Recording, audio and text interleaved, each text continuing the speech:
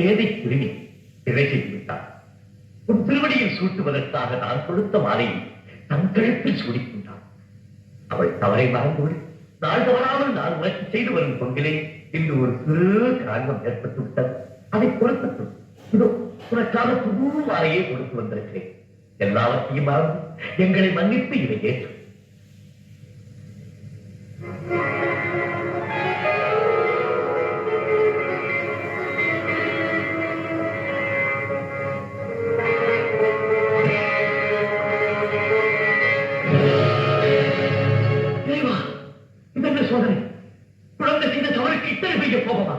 மன்னிப்பு கேட்ட பிறகு உன் மனம் நிம்மதி அடைவதையா?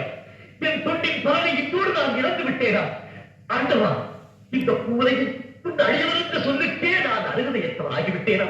வேண்டாம் சுவாமி, வேண்டாம். அறியா கிருமி ஏதோ தெரியாமல் தவறு செய்து விட்டார். ஆத்திரப்படாமல் எங்களுக்கு அருள் செய்.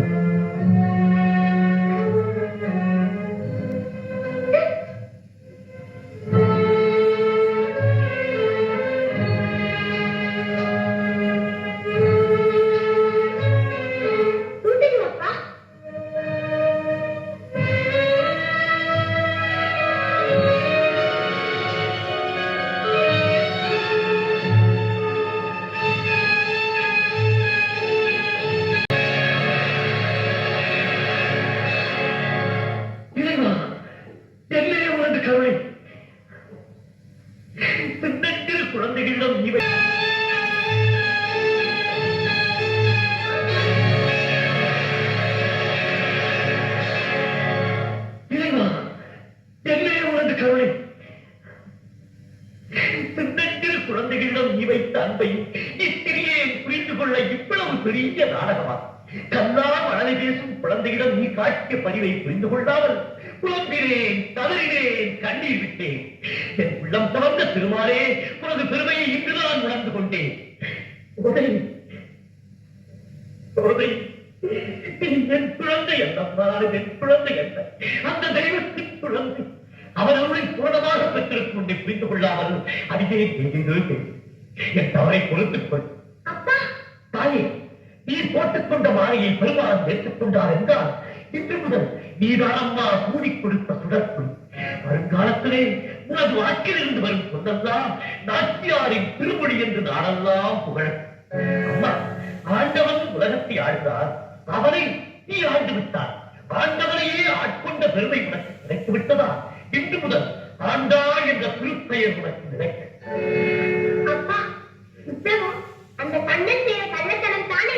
ஆமம்மா, அந்த கண்ணனின் கவன நாடகத்தை யார் அறிவார்? அம்மா, இனி அந்த கண்ணனையே நினைத்து பாடு. பூவோடு சேர்ந்த நானும் மனம் பெறுவதைப் போல் உன்னோடு சேர்ந்து நானும் பெருமை அடைகிறேன்.